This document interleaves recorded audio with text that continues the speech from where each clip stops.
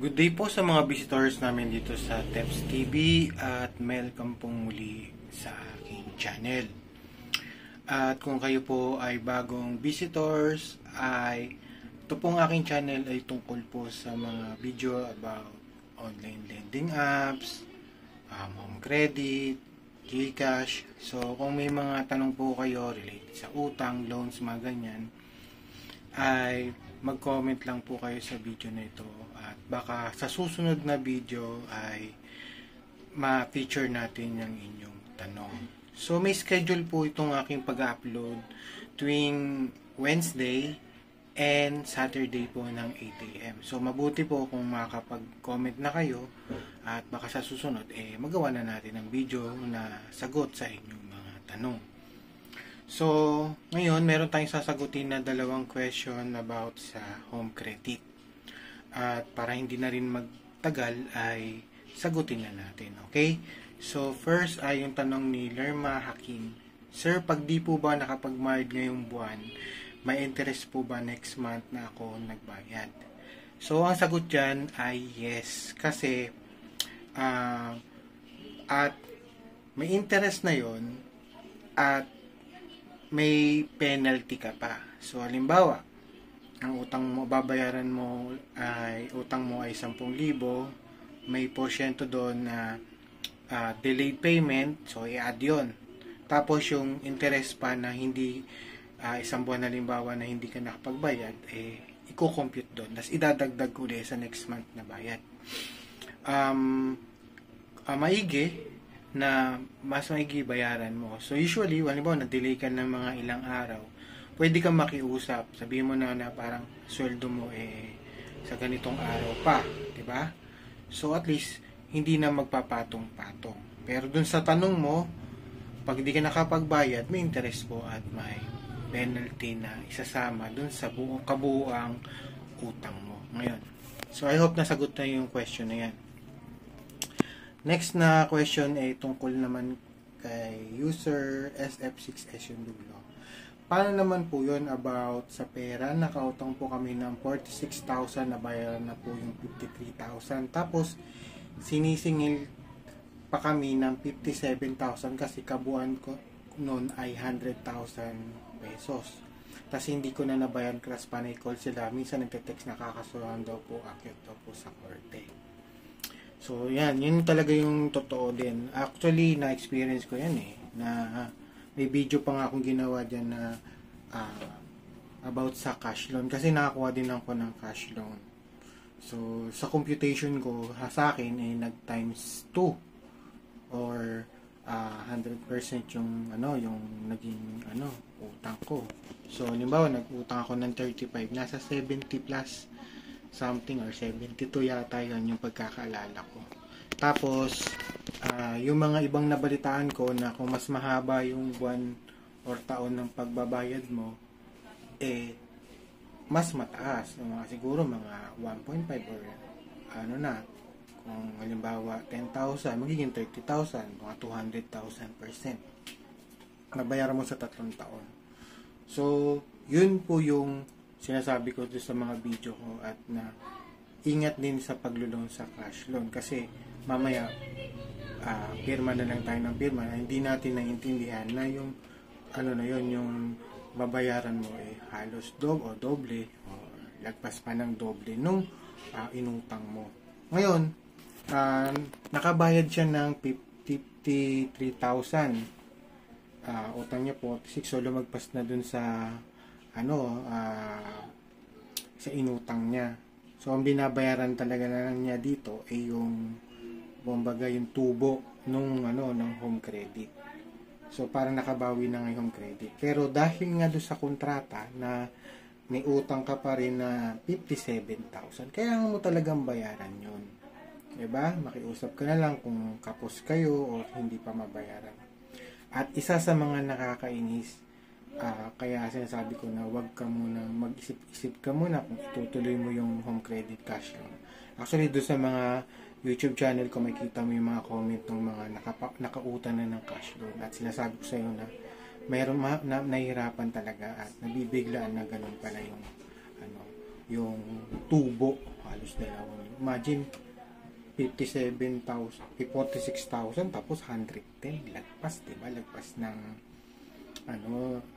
lagpas sa lagpas sa 100%. So, yun. Ang sagot ko dito ay, huwag ka na matakot kung ayakit ako sa korte, diba? Usually, script yun ng mga kolektor. Kasi, malabas na delinquent account ka na kasi hindi ka nga nakabayad na dun sa mga natitira mong balanse. Ngayon, ito yung nakakainis kasi nga, tawag, annoying yan, umaga, tapos may chance pa na pumunta sa bahay mo or sa office mo yung collector. Kaya sinasabi ko sa inyo para hindi basta ako may offer yung home credit kagat na unless kaya mong ipadoble, ipatriple yung ipatriple yung yung utang mo, yung pera na yun na inutang mo.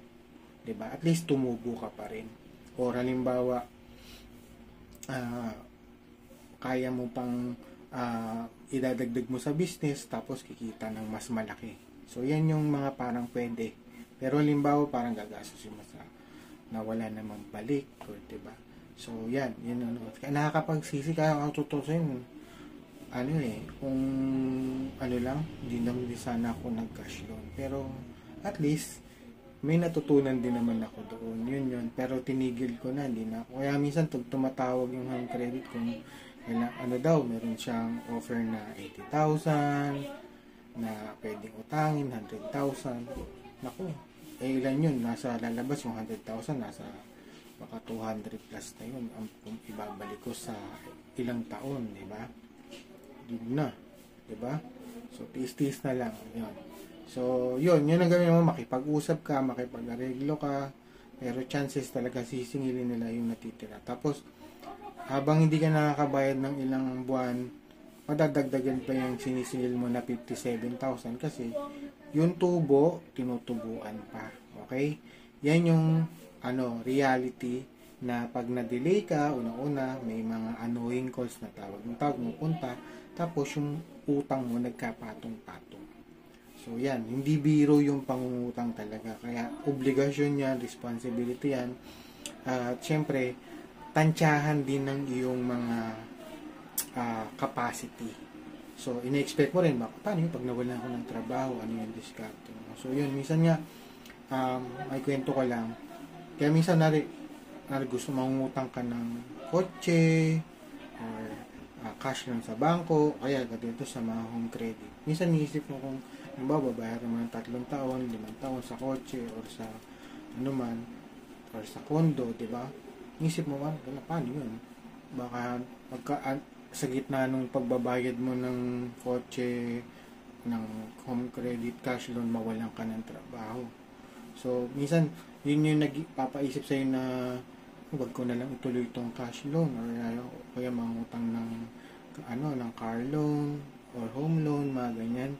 Kasi, minsan baka hindi magpatulog sa yan dahil sa problema. So, sinishare ko to kasi, syempre, ayoko naman na maano din kayo na katulad nito ni user SF6S na yan nga, nagkakaroon ng problema sa pagbabayad, lumalaki yung utang pa.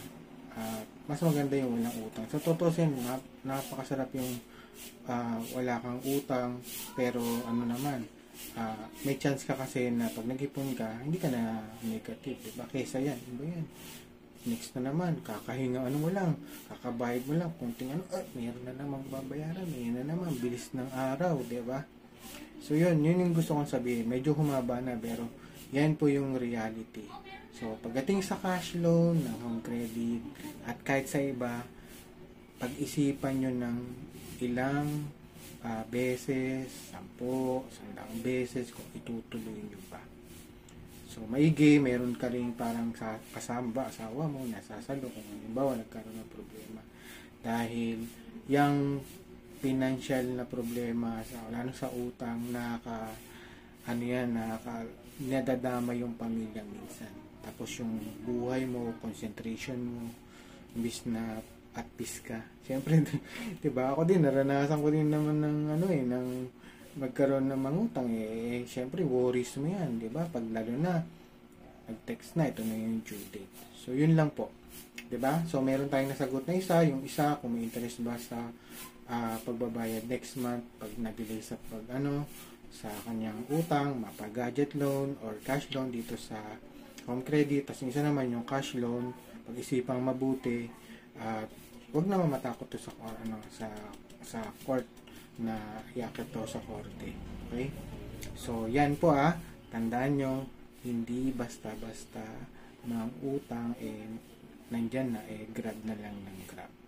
Siguro, sinasabi ko rin to sa sarili ko, hindi lang sa inyo na, yun, pag may loan yun, di basta-basta loan, magdalawang isip ka. Diba? So, yun yung sagot natin, and then patapos na rin naman tong video na ito. At kung nagustuhan nyo po yung aking mga sagot at mga question, ay mag-subscribe po kayo at i-share na rin yung video ko. May papareho na utang sa home credit. Tapos ay kung may mga tanong kayo, hindi lang naman sa home credit, minsan sa credit card, sa loan sa tao, yan. Or gusto nyo lang ihinga yung problema nyo dito, di ba? Kahit di kayo anonymous lang, di ba? Na sabihin, malay mo sa susunod na video, natin yan, masagot na yan. So, hangad ko naman na maging okay naman din tayo, na wag magkaroon ng problema or mamublema tungkol sa utang. At aantayin ko ang inyong mga tanong. So, kung wala naman kayong question, halimbawa, gusto ko rin malaman kung taga saan kayo, mag-comment lang po kayo. Sabihin mo, nandito ako, taga Baguio ako, saan parte ng Pilipinas, or halimbawa, nasa ibang bansa kayo. So, yun antayin ko yung mga comment at question. So, hanggang dito na lang po at marami pong salamat.